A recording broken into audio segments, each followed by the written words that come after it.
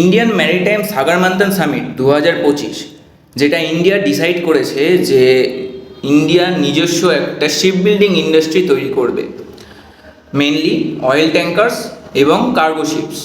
তো এইটা করার জন্য ইন্ডিয়া ডিসাইড করেছে যে আগামী 5 থেকে 10 বছরের মধ্যে $10 বিলিয়ন ইনভেস্ট করবে এই ইন্ডাস্ট্রিতে। This is a huge news for the young people of India who are currently preparing themselves in IITs and engineering colleges.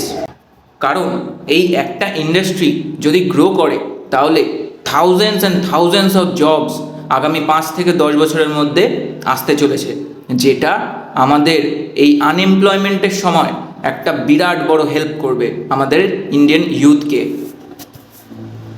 তো যে সমস্ত মেন সেক্টরগুলোতে জবগুলো ক্রিয়েট হতে চলেছে সেগুলো হলো engineers, designers, skill trade personnel, welders, sheet metal workers, machinist, fitters, fabrication workers, crane operators, logistics, management, specialised technicians and many more. The future seems fruitful for the Indian manufacturing sector. If India is able to successfully develop this industry and therefore be a competition to all the other ship manufacturers, then India will gain a significant hand in the maritime borders and the maritime trade.